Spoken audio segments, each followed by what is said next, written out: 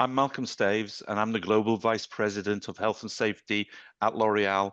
And I'm very, very happy today to be joined by Kathy Seabrook of Global Solutions Inc. Well, Kathy, I could go on for ages and say who you are because we've known each other for a few years. But for once, I'm going to shut up. I'm going to step back and I'm going to say to you, Kathy, who are you? What do you do? I love that. Well, first of all, thank you for having me on this podcast with you. This is great. I think what everybody out there is going to get is a really good conversation about sort of what's going on in the world right now. And hopefully we'll get to talk a lot about SOTI too.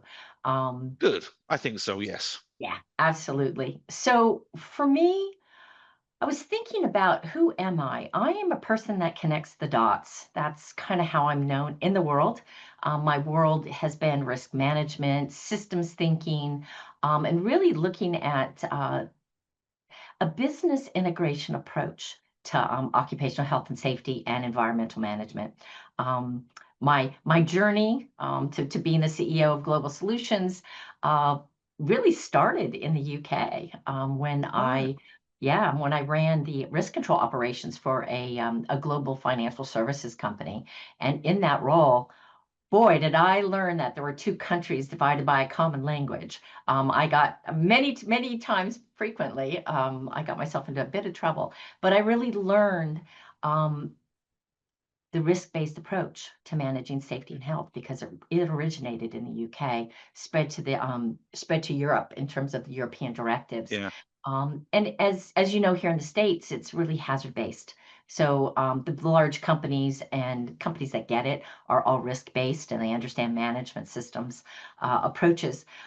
So that was really an education for Wow. me. And when I came back to the US, that's when I started Global Solutions.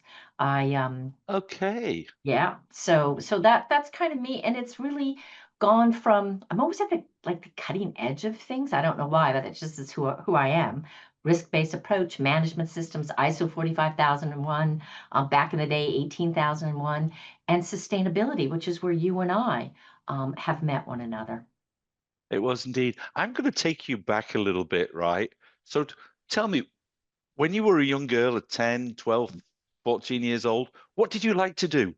Oh, Did you like engineering? What did you enjoy doing? so the one thing about me, and that is, it is really probably driven my life, is I'm an extremely curious person. I love learning. I love new things. I like things that are cutting edge.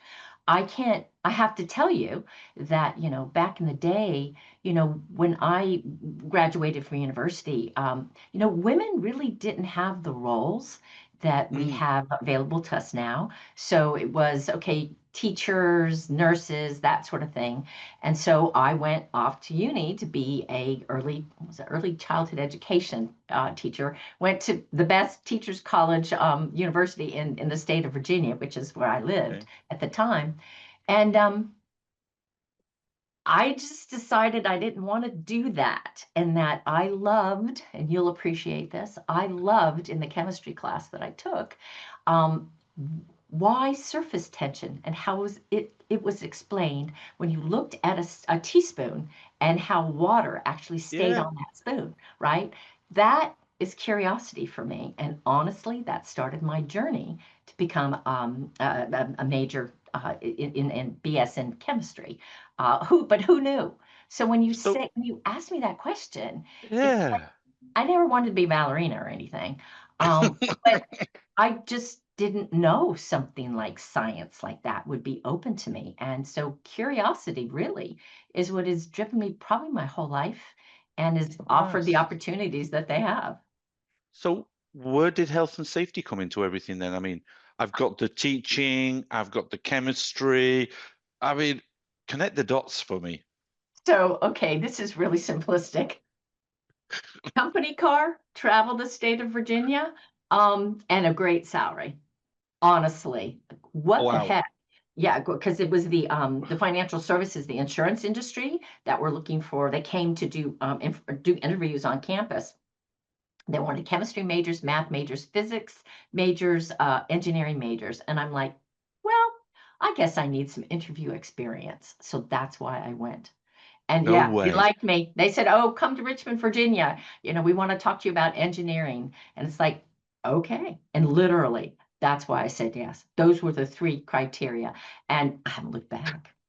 And I was that's going what to I say, so began, right? I began the whole risk yeah, construct because that's what you did for workers' compensation. You yeah. had to assess a whole company. You had to walk in, depending on how large they were, or one of my most memorable client was a very large construction company, and they were building an interstate, like a motorway in the Mhm. UK, building an interstate in Virginia, and that was the company I worked with. And boy, did I learn a lot. Wow. It must have been, it was a big step for you to actually create your own company. Was you Yeah. nervous? How did you feel? So for me, it was a conscious choice when I came back from the UK, the company that I was working with. Um, I had all of this international experience, specifically with Europe, in the UK, Europe at the time, and Yeah. this whole risk-based approach and all this sort of thing. And I was going to come back and work New Jersey, Pennsylvania, and in Connecticut, and in New York City. And I was just like, no. And I said, you're not going to use any of my international experience. And they're like, that's not our client base. So long story short, that's when Global Solutions was born. And I have to tell you, my first client was the American Society of Safety Professionals, engineers at the time, but professionals. Their education Wow. department. Yeah, this to me, this is why I was not scared to do this. They said to me, we need someone to come conduct a seminar, 2-day seminar on global safety management. This will help you. This is 1996. Um, and so I put together, and I did a lot of interviews with global. If I had known you in the day, I would have interviewed Oh, you as well. So it of wasn't the course. Kathy Seabrook necessarily only approach, but it was a risk-based approach, and there were 10 strategies for global safety management. That's what I started with. And then the rest is history, to be honest. Most of my Oh, wow. clients in the beginning years, they all came from those seminars. Guess if they listened to you for 2 days and they like you, Yeah, then they hire and they you. stayed, and they hire you. They Yeah, stay. but I suppose at that time, actually, a risk-based approach to health and safety would have been a little bit novel in the United States. Brand new. It was brand Yeah, new. But the people that attended those seminars, the light bulbs went off for all of us because it was true risk management. And they understood that only because they all had insurers, right? So they got yeah. risk from a insurance and a transfer risk perspective. So to look at it from how you and I understand risk and risk management, it was novel. It was novel and it stuck. And obviously we now have You, 45,001. So now it's global. we we do. So it sounds if you found a niche. You were working for what was called the ASSE, as in engineers, rather than ASSP, as they're known today. So when did you decide to embark on get actually becoming a member of ASSE at the time? I mean, where was that Oh, decision-making process? so I mean, because we've now gone from teaching to chemistry to, I'm assuming, joining ASSE as a professional, and then so maybe even a chartered professional. well, interesting. So when I first so it actually flipping it. So I'm not going to go into too much depth, but at the end of the day, when I graduated from uni, I in Richmond, Virginia. So I took this job, the great company car and travel the state of Virginia Yeah, and yeah. good salary. Um, my boss at the time said, you should really go to the Colonial Virginia chapter of ASSP, and because you're going to meet some pretty interesting people, and it will really help you. So literally within the first month or two of moving to Richmond, Virginia, I went to my first ASSE meeting. I, of course, because this is the thing you know about me. Folks out there you may not know, but I tend to say yes. That's been, I think, my secret sauce throughout my whole life is, and especially career journey, is I've said yes to really hard things. So of course I get there, and there's a guy who's the committee chair for membership, and he meets me and we were talking. He said, well, would you consider being on the membership committee? And I looked at him and went, sure. That Yeah, was my bring it on. that was my that was it, my introduction to ASSP. And that was a long time ago. And I, so, when I was in the UK, and I'm a builder. That's kind of who I am, which is why I'm such a good strategy person. That's kind of my niche, which I love to do, and to really help companies understand where they are and where they want to go. And so from there, I helped when I was based in the UK in the 90s. We started a UK section of ASSE, and most ASSP people don't know that we had a section, and it was vibrant. We had people from all over the wow. UK, and it turns out I was the token American. Everybody else was British. Token American. Isn't that cool? So Oh anyway, wow, so I the shared token that. American. The rest is history, Wow. culminating with, being chairman of the board and president of ASSP. Well, I was going to go there. I mean, you were talking about, embarking in health and safety and all the rest of it when there weren't many women that Mhm. actually were in the profession at that time. And you continue to be that role model, if you ask me. And you became president of ASSE at the time. And I want to say it was maybe the third woman president, or maybe Yeah, fourth. Do you remember? I think I'm fourth. And Fourth. let me tell you, the women ahead of me were pretty stellar. Yeah. But I mean, how But many but four out of a presidents? hundred. 4 out of 100. That was going to be it. I mean, what was it Yeah. like? What was it like being president for a Mm, year? I mean, I know you like president-elect, then you become president, and then I yeah. think past president. I mean, what was that journey like? I mean, So for what do me, you remember? everything, I think every president is different, and everyone in my belief system, everyone brings their skill sets, who they are, what they're really good at, to being president. But the reality is you have a strategy, and I'm a strategy gal. Yep. So for me, the board of directors sets strategy. The board of directors has the fiduciary, right, requirements. That's what they are there for, is to make sure we stay within budget and that sort of thing. And, we're solvent and sustainable over time. So for me, that's how I led. We had a strategy. We knew what we needed to do. And, at the timing, we had really good staff folks that they were operational, and there's a difference. So for me, how I led that board was to keep us very strategic. But the biggest thing that we had to do that year was governance change. So Right. we'd had a lot of work the 2 years before when I was part of that presidential team. But in my year, we actually had our House of Delegates, which basically are representatives of members. That no longer exists, but it did back in the day.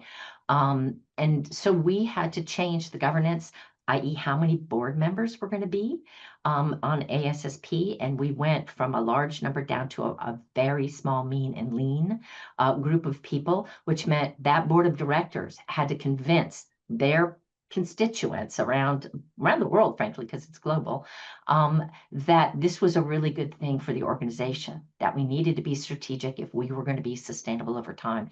And I am telling you, it was really hard. There were a group of people that did not want to do this. And I understand, but the reality was we would not survive. We would not be the organization ASSP is today if we had not done governance change. So I always joke I had this target on my back, but Hmm. my job was to focus on the board. My job was to be there to coach, to listen, and to help them be able to coach their constituents and help them understand why this makes good sense. And if you know me well, so if you Yeah. think about it, this is what I do in the world, is really help organizations understand where they are, where they want to go, and the big why, as well as the what and the how.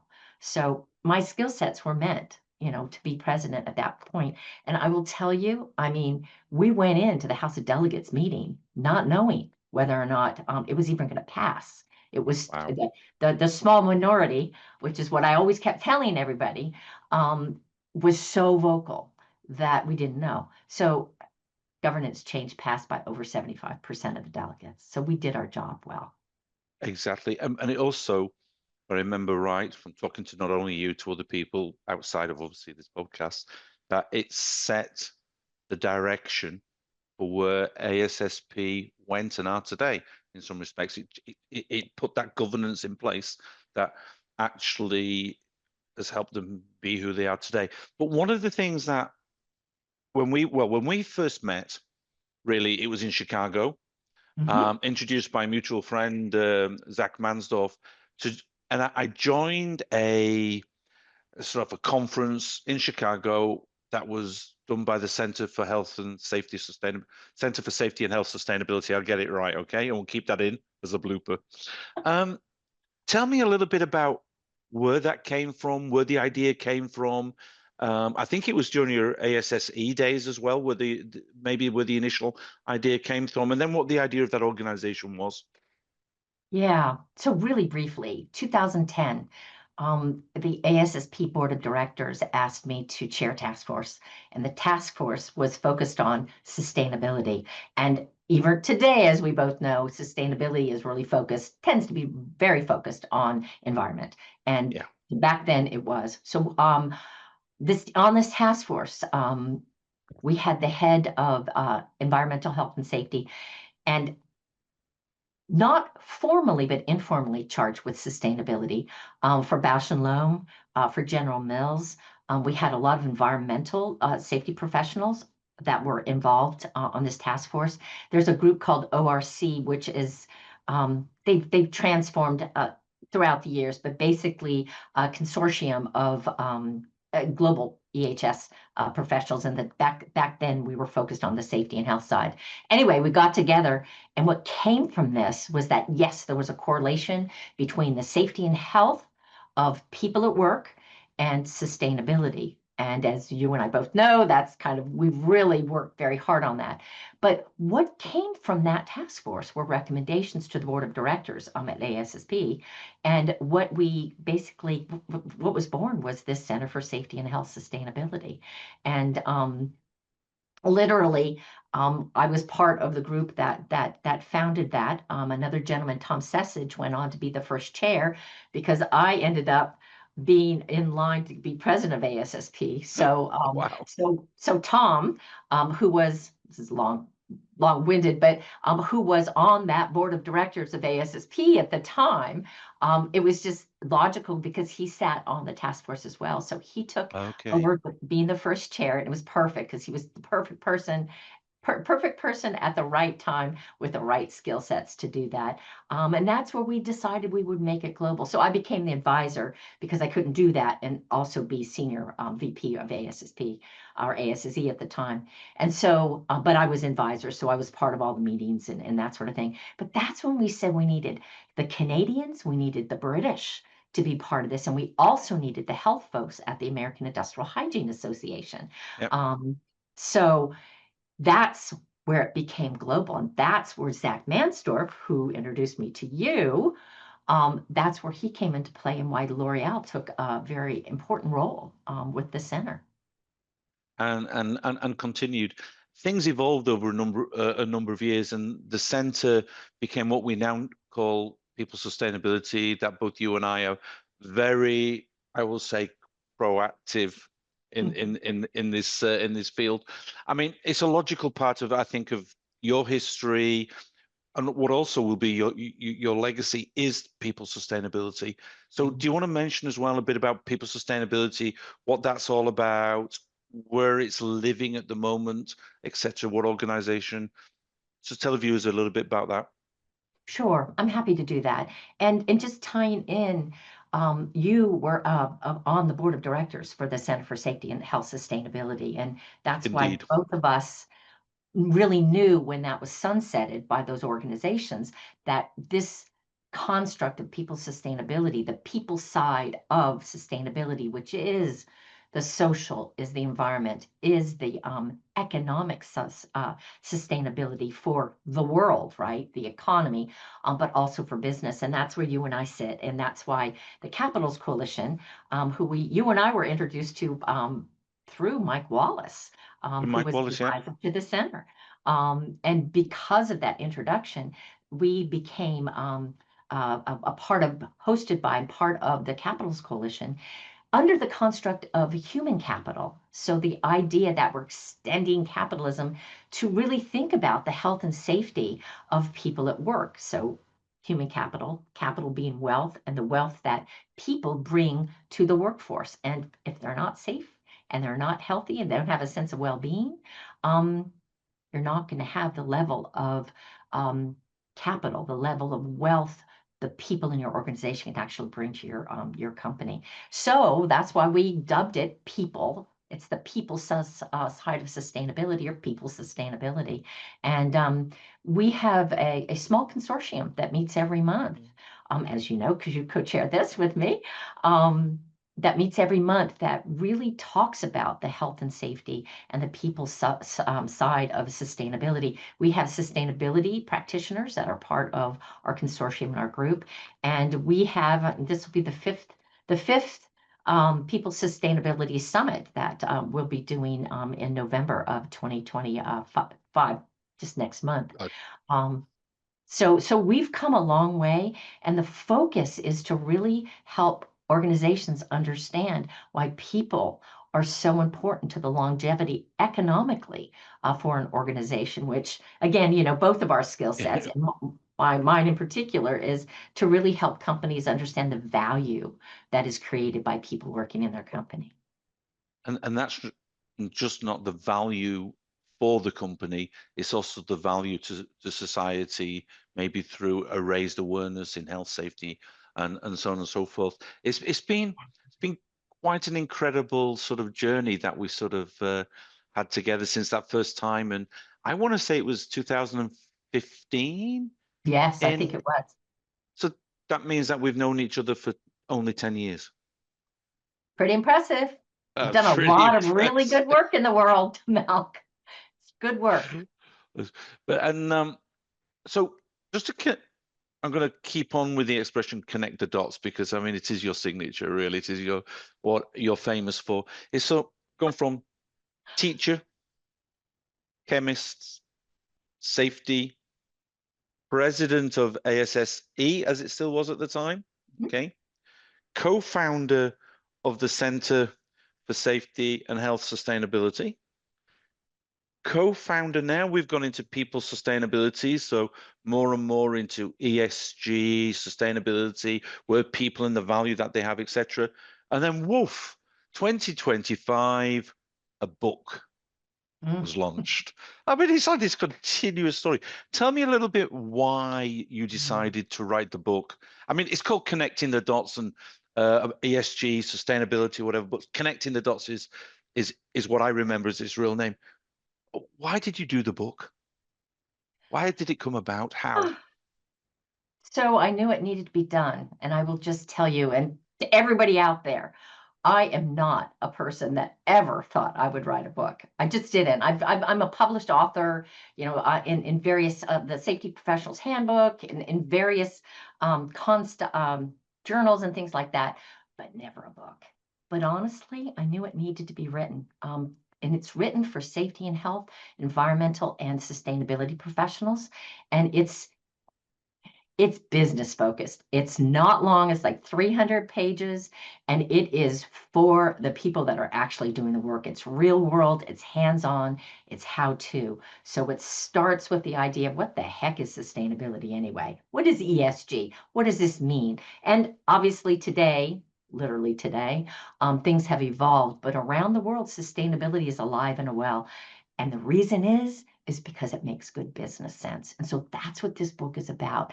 Part of it is in the very beginning, it gives you terminology, it helps you understand the context of sustainability and ESG, and also the understanding of this value proposition of safety, health, and well-being of people at work, as well as natural capital. So thinking about the biodiversity and the natural resources, water, et cetera, forests, whatever your industry sector is, right? Pharmaceuticals, Yeah, or in your case, right? Thinking about personal care and products that people will use, and how to make sure they're safe and healthy for the people that are using them, but also new, right? New products and new services that yeah. come from that. So That's why I wrote the book, and I co-authored it with Tanis Marquette, who has an incredible background in sustainability and sustainability reporting. So between the two of us and our two skill sets, we really brought together, hopefully, and it's selling pretty well, which is a good thing. And thanks to you and Soti last year for launching that particular book. You're welcome. But the other piece to that is it's really about business integration. For me, the reason why I knew it had to be written, and frankly, it took a long time, is it's a culmination of a lot of my experience on thinking about culture, thinking about what is the roadmap you need for integration and implementation, and then that risk-based approach. How can you plan, do, check, act with all of the potential risks? So that's true business integration. So that's financial risk, that's quality, that's health, safety, environmental, that's asset management, which is all extremely important to the actual functioning efficiently and effectively of an organization and profitably. So Yeah. that book really brings all of that together for the actual practitioner, the person on the ground doing the work. I must admit, as I've got a little bit older, I don't read so many books, Mm. but that was a book. And I'm not just saying it because you're here or you're my friend and I've known you for 10 years. I didn't put it down, right? I just couldn't put it Really? down. I read it all the way through. And now I'm going to put you on the spot, right? Oh, And I know you're not going to like this at all, but I'm going to put you on the spot. Tell me, well, tell everybody listening about the Seabrook curve. I mean, oh, I you are putting me love on the spot. I love the idea of, I mean, it's connecting the dots. It's a journey, it's the vision, it's the strategy, and it's all in one. I'll let you say it. You tell us. Well, thank you. And thanks for saying that. Yes, you are putting me on the spot. So, for everybody out there, we're in the book, and Malk and I actually had a lot of conversations around this, which gave me the idea, and he helped me hone this. And his idea to say, well, you should, brand it with your name. But this idea of maturity. So, in an organization, if you're thinking about actually starting the sustainability journey and really integrating safety and health and well-being of your people that work into that journey. The key is um, where do you start?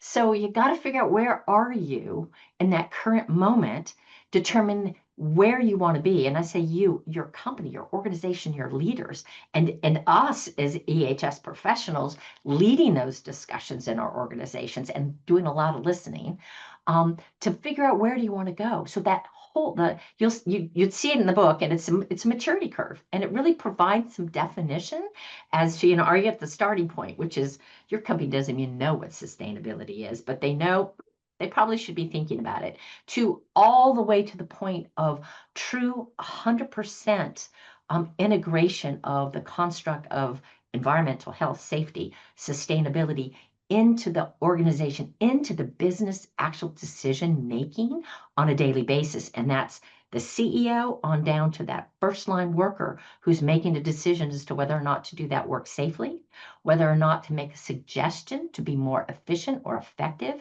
and more sustainable in a manufacture of a product or a delivery of a service. So everybody in the organization is contributing, and everybody, in terms of that cultural model, everybody is engaged and they're empowered.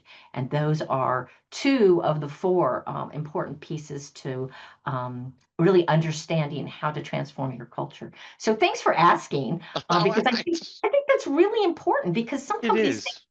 yeah, they think, well, we've got it, we've done it all. But other companies are like, we don't have a clue. And then other companies are somewhere in the middle.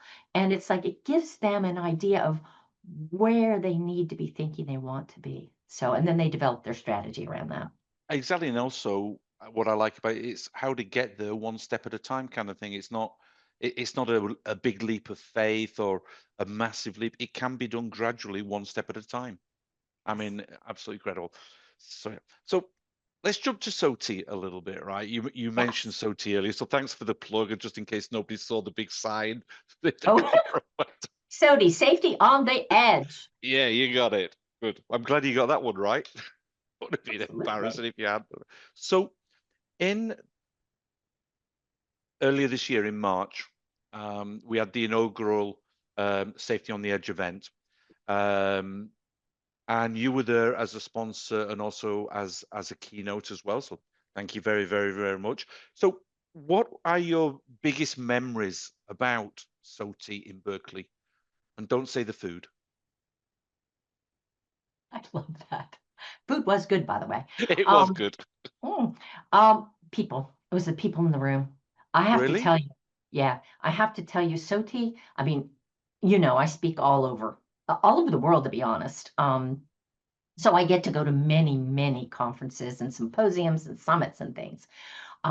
SOTI was in a class of its own. And I very sincere when I say that. Between the people in the room that were actually attending, they were all high-level thought leaders. Um, and the people, because I helped you all in terms of hosting a stream, On coordinating day that. two, yeah. Yeah, on day two.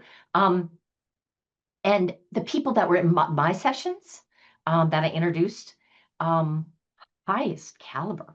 I mean, Wow. people with real world experiences, sharing ideas, sharing like real world practical application of what they were doing um, at high levels and also just like on the ground.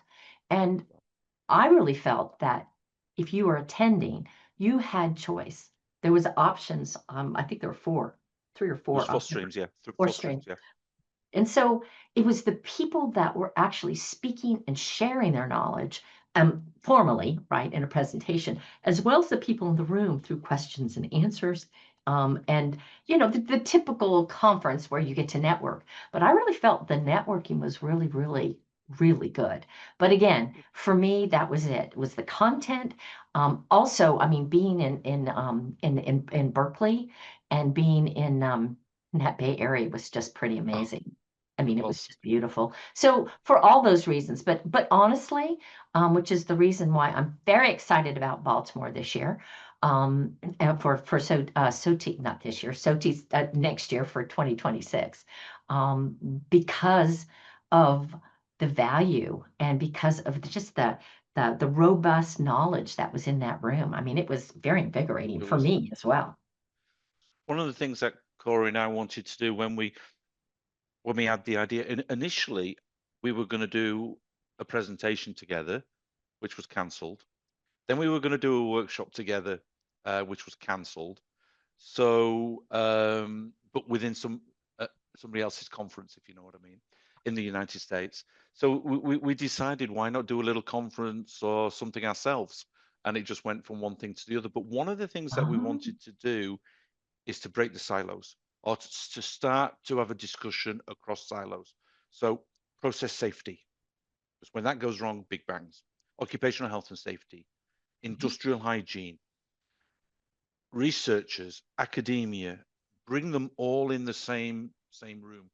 And next year, we're looking to include patient safety as well in there as well, because we think they can learn from us, and we might be able mm, to learn from them. But that was, and we didn't. I don't know if everybody knows this or whether you remember, but our idea was to make it not for profit. We're not into. yes. It's not about making a profit. It's about giving back, and it was a good first inaugural event.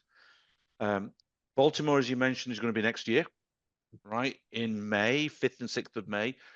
National Safety Council are helping us with the back office stuff, and their spring event will follow on the next 2 days.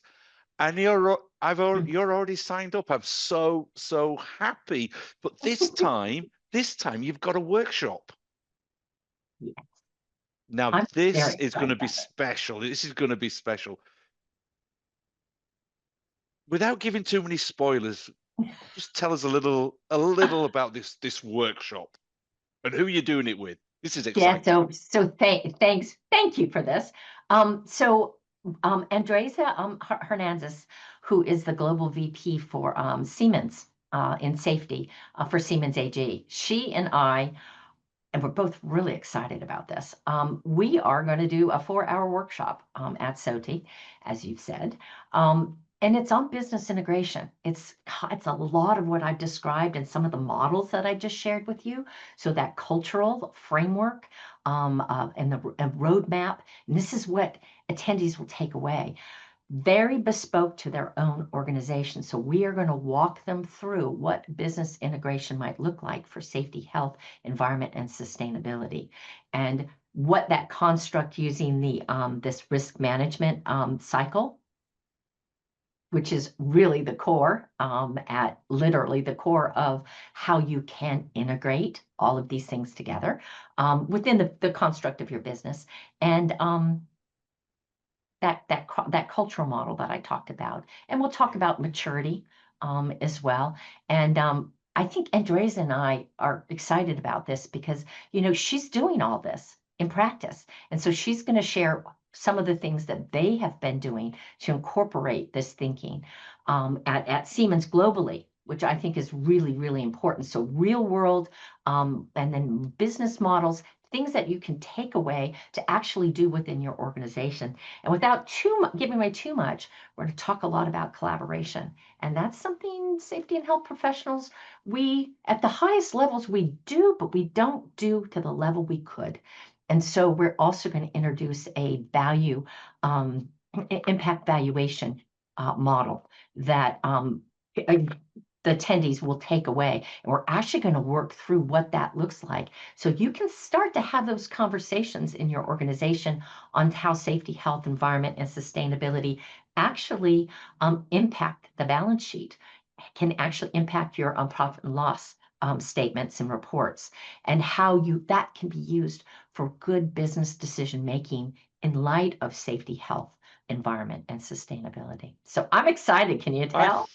I'm already excited. I'm just wondering where I'm going to sign up. But of course, that would be on the website, wouldn't it? Sort of when Yes, I when indeed. I when I enroll for SOTI 2026, I got to remember to actually pay that little bit more, and I get to come to the workshop as well and sign up for the workshop. I think that's what I'm going to do as soon as I leave this Awesome. And I places will are say, guaranteed. if I may, to the point about that this is about giving back. So Andresa and I, the funds that are going to be paid for these separate workshop doesn't go to us. This is going to SOTI, to the general funds, and for them to give back to charity. Yeah, and I think the difference for at the workshop is $100, and that sort of covers the room and the food. I think Yeah. that it sort of it breaks even, which is the spirit of what we're trying to do at the end of the day, which is absolutely perfect. So, do you want? I want to take you back to March again, and I mean, I thought, and I might be wrong, but I'll let you say it in your words, in your own words. You might disagree with me. I thought we started with a big bang. I mean, Kim Green Oh, on stage. Ah, oh my God. Okay, you go ahead, but then I'll jump in. no, I'm just. I mean, tell. I mean, how? I mean, Oh what did you my think? gosh. It So was, wasn't it? now that, so Kim Green, CEO, help me with the company. Can't remember the company. So it's Southern Company. Southern company. So electricity, right? Energy industry. CEO. She personified business integration. Everything she talked about was not talking about, oh, and safety and health. It was, this is what we do. This is our business. This is how we do it safe. This is everything she talked about, integrated safety and health. And I have to tell you, I not only did I walk away going, wow, big bang, yes. I made a point. I did a beeline. I went out the side and I did a beeline so I can meet her and just briefly talk a little bit to her so I could connect with her in the future because I think she should be part of my next book. Oh, I think. So. And tell me one thing, and I want honesty from you here, and that's all. Okay. Well, you're always honest.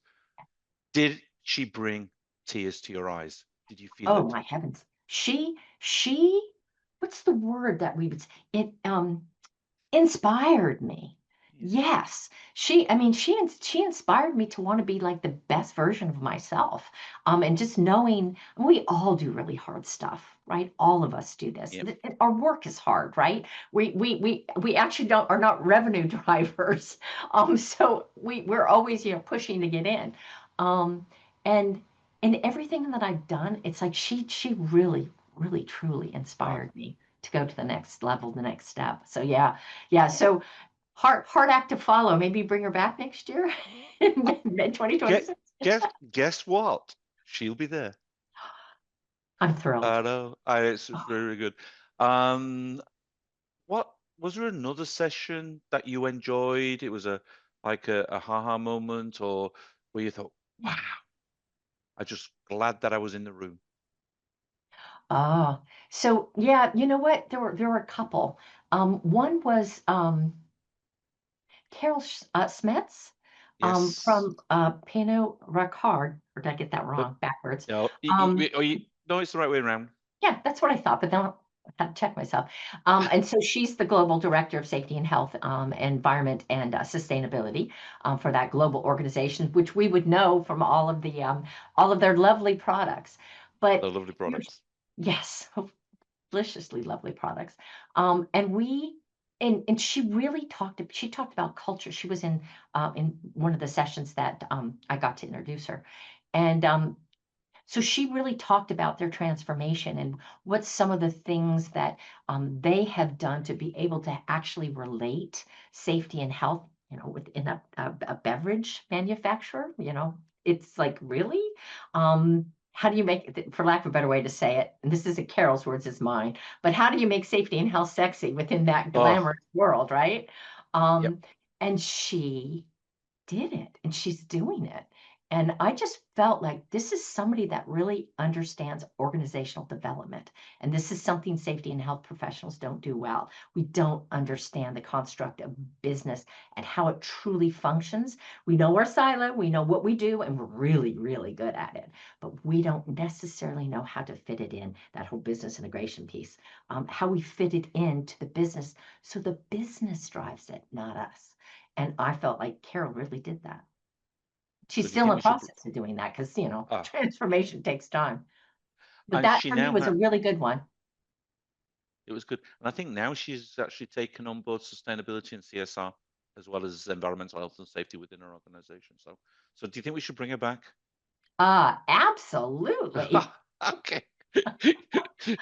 Whatever you wish for, no problem at all. So good. Any one more memory at all? Um, oh, I thought I did really well with that one. I To thought that me, was a pretty good one. yeah, and to me, I have to tell you, one of the things that I thought was very inspiring, that you and Corey have created, was these awards, these Lifetime Achievement Awards. Yep. Um, I felt like I just felt like it's really, really important to really kind of understand some of our roots and I mean, it went back to scientists, it went back to Uh, educators that came before us. And that, we're all, and to me, this is the maturity thing, right? We are all on this journey and it made me really understand how each and every one of us has something to contribute. And frankly, it inspired me to think about, okay, I need to, keep my notes to the grindstone on this book and keep saying yes to being like subject matter experts on, like with the National Academies of Science with the risk committee that I was asked to be a part of, or to be part of the National Safety Council, the new value of safety and health in a changing world, to be on that expert committee, because we've all learned so much and that we really need to keep contributing. So I think that that was a really, really, really impressive and very important thing that you all are doing. just to add just one more thing to you, weren't you involved with the technical committee for 45,003 Oh, as well? yes. Yes, I've been involved with Still? a lot of ice. Yeah, well, we're Still revising it. doing? Took us Do, 5 years to get the first round, and now we're in the process of revising. But I would say to you and for everybody else, there's also 45,000 and well, seven, which is yep. what's near and dear to you and I. And it's really the correlation between sustainability and safety and health. So there's this actual standard, and it's called it's it should be out actually should be out by the time SOTI 2026. And it's a standard, an ISO standard that truly connects the dots. And so I'm a US representative, a US delegate to that particular standard. So yeah, that has been one of Oh, my I tell you. greatest joys, is to be involved in those But international standards. You know, there's a lot of people out there now saying, "But Kathy's not told us what 45,003 is about." We Oh, mentioned we never we mentioned it, but there's a lot of people out there thinking 45,003. I know 45,001. So what's yeah. So 45,003? psychosocial risk, right? Psychological safety. And it's interesting because, because I've been so involved since 2012, I think was our first meeting for 45,001 in London, by the way. But these other standards, they're all there to support 45,001, which is the management system standards, the requirements for a system to manage safety and health risk. And 45,003, I mean, the thing about 45,001 was that it introduced mental health. It introduced this whole idea of physical as well as mental health of a worker, that an organization should be taken into account or consider when they're thinking about safety, health, and the term well-being. It was the first time ever globally it was used in a safety and health document or standard. So all of these standards, like 45,003 around psychological safety, psychosocial risk, really takes into account the mental perspective and not this airy, fairy kind of, construct of, oh, that sounds really good, but that's not our job. We don't do that. That's not hard safety health. And the reality is we're a whole person. And, L'Oreal, you all get this. Many companies do not get this, but it's starting to evolve. And so that's why they have the standard. We're all on the curve somewhere. Back to the curve. I think that's so. You're going to be there at SOTI 26 in Berkeley in person. And I think this is going to be even better than last year. Have you seen, you remember last year you mentioned the awards? James Reason, unfortunately, couldn't be with us because he died a little bit before. David Woods, who accepted James Reason's awards as well. I don't know if you remember, he was in tears with emotion about it when he was talking about it when he was working with James Reason. Carleen Roberts was absolutely fantastic. And I'm trying to think who the fourth one was off the top of my head, but I can't remember. So we'll skip that one. All right. It was, and this, have you seen who we're giving awards to next year? We've already announced them over LinkedIn. Have you seen any of them? I haven't. So tell everybody. Well, the first one is Amy Edmondson. So she'll be getting a Lifetime Achievement Award. Actually, will be in Baltimore with us as well, doing a scoop here, fireside chat. So she'll be with us. Carl Weck is who's one of the founders when it comes to like human error, etc. Prior to even Reason, so he'll be receiving something as well. Todd Conklin, Oh, right, for his excellent. contribution. And I mean, Yay. he did a great speech. He did a great keynote last time. I mean, he got off stage, took his chair off stage, and captivated the It was audience. very good. And then finally, one of my biggest heroes, which is obviously Tom Kraus. So he'll get the fourth award. And then we've extended. We'll still keep the company small site, larger company awards. Women in safety. We will have a Women in Safety award for contribution to health and safety, and a line managers award for a line manager that is going the extra mile, really a bit like Kim Green did, sort of Yes. wearing their heart on their sleeve and literally driving and taking care of safety. And we all say it should be a line manager's responsibility supported by EHS, but it's not always the case. So, but it's absolutely going to be fantastic. I've got two more questions for you now to close Oh, out. okay. The first one could be the last one. It depends. It depends how short or how long a reply you do. So, if you could choose to be any captain from Star Trek, who would you be, and Oh, why? Captain Janeway. Oh my God. I just love her. But I do have to say, I am such a fan. Oh my God, I love this. So for those folks that don't know, I am a total Trekkie, and so is Malk. Yeah. That was one of the things that we aligned on very early, so we think alike. But I do have to say, God, this is hard. I'm a big Picard fan. Yeah, me Um, too. and of course, I mean, what's not to like about James T. Kirk? But I do have to say, this new captain, well, the old because it's a prequel, Captain Pike. Um, I really like him. So he's in the latest what is it, Strange New Worlds, Worlds. is also good. But yeah, so if I had to pick Janeway, I mean, Wow. she just led with empathy. She leads the way I lead.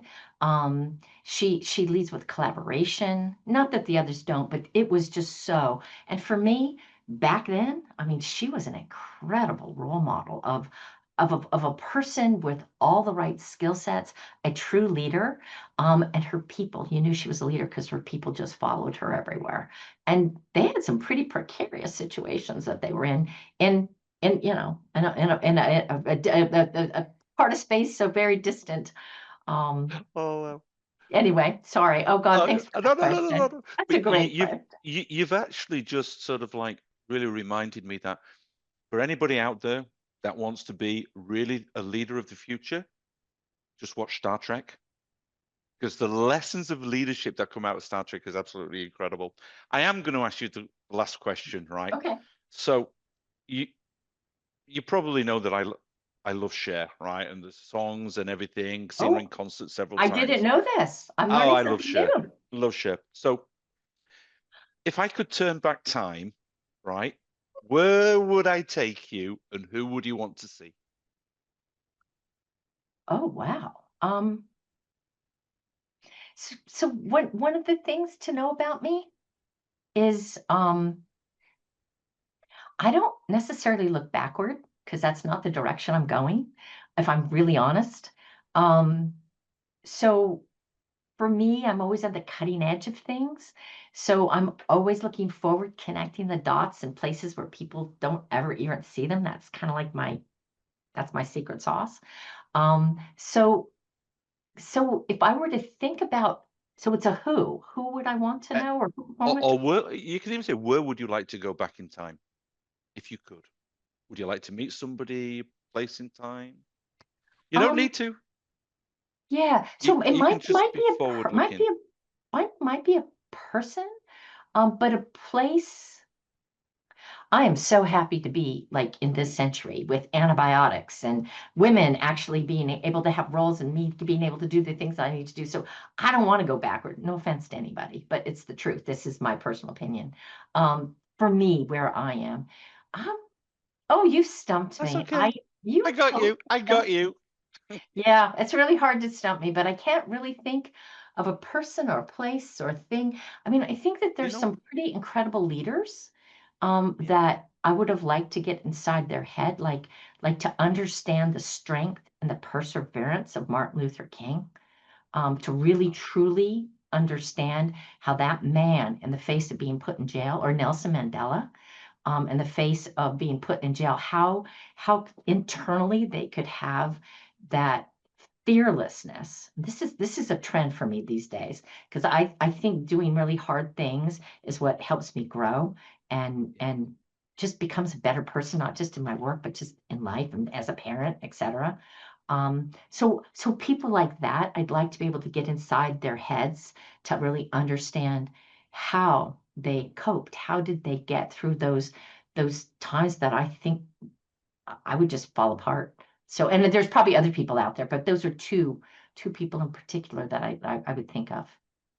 Absolutely perfect. Oh, Absolutely perfect. I loved it. I loved it. I loved it. Right. With that, I just want to say, Kathy, honestly, it's been a real pleasure. this has been The great. time has flown by, absolutely flown by. And I know that I'm going to see you in a couple of weeks' time or a few weeks' time for People's Sustainability in London. So I'll see you there. And thank you very much for being my guest on Safety on the Edge Talks. Well, thank you. Take Thanks. care. It's Thank been you. a delight. I look Bye, forward to seeing you in everybody. Baltimore. Yes, definitely.